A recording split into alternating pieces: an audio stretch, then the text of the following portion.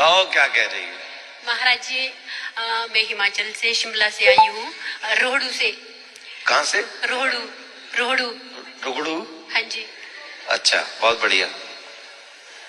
क्या प्रश्न है? मेरा प्रश्न है, हमारे उधर कहते कि भाई देवता के लिए बलि चढ़नी चाहिए, बलि काट मार होती है, ये देवता स्वीकार करते हैं या नहीं करते हैं? मुझे ये बात तुम तो प्रश्न कर रही हो, तुम्हारे पुरुष लोग जो है ना वो नहीं प्रश्न भी नहीं करना चाहते वो तो इन विषयों पे। हाँ जी। है ना, हिमाचल में नहीं कई जगह पे ये मान्यता है कि बलि देनी चाहिए। अब एक करते करते करते करते करते करते इतने नीचे तक हम आ गए हैं कि उस चीज को न करने के विचार भी मन में आ जाए तो डर लगता है। राइट? लोग कहते हैं बाबा देवता डर जाओ, कोप कर हो जाएगा, तुम्हारा घर पलट देगा, तुम्हारे परिवार, ये सब प्लानिंग, मतलब ऐसे विचार मन में आते हैं तो डर भी लगता है। मैं आपको एक बात बता देता हूँ, आप हिंदू हैं? हाँ जी। सनातनी हैं? हाँ जी। सनातन धर्म को मानते हैं? हाँ जी। तो सनातन में कहा गया है भगवान को भावग्राही जनार्दन। ये हिंदी तो नहीं है? मैंने जो अभी बोला ये हिंदी तो नहीं है? नहीं। ये संस्कृत है, भावग्राही जनार्दन। हाँ, इसका मतलब है भगवान भाव का भूखा है। आप लोग नित्य भगवान को भोग लगाते हैं, हम और आप भगवान को भोग लगाते हैं। हाँ, तुलसी दल डाल के थाली रखते हैं भगवान के आगे, उसमें से एक भी रोटी कम होती है कि एक भी टूक कम होता है? नहीं। क्यों कम नहीं हुआ? क्योंकि भगवान ने भाव का भूख लगाया, जैसे भोग लगा लिया। जैसे हम लोग भोजन करते हैं वो थाली में से खत्म होता है, तब पेट अंदर जाता है, तब खत्म होता है, पर परमात्मा दृष्टि डाल देते हैं तो उतने में ही वो भोग लग जाता है। तो अगर हम भगवान को चाहते हैं कि वो ही स्वीकार करें तो किसी भी जीव की बलि जो आप दे रहे हो उनके आगे जाके खड़ी कर दो, कह दो प्रभु आपका है, तो बलि हो गई। हाँ जी।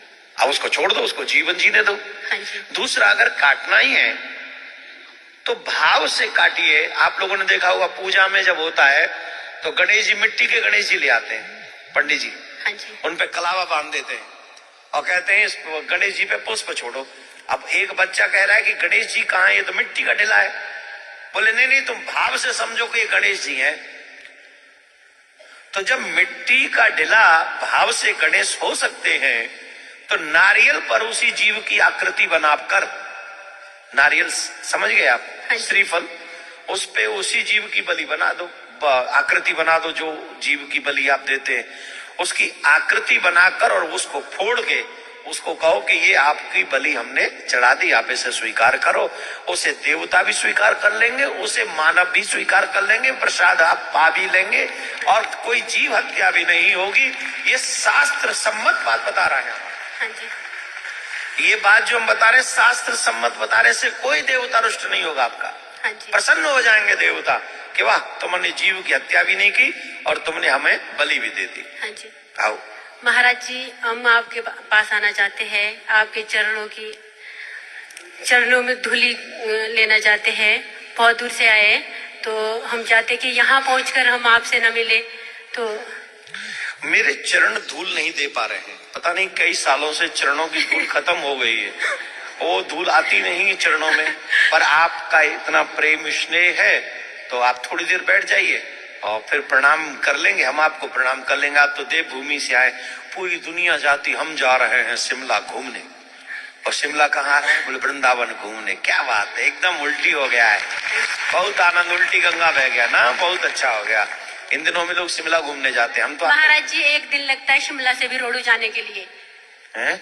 एक दिन लगता है शिमला से भी रोडू जाने के लिए, जहाँ से हम आए। रोडू? हाँ जी। वो और ऊपर है? हाँ जी। कितनी ऊपर से आई हो भाई?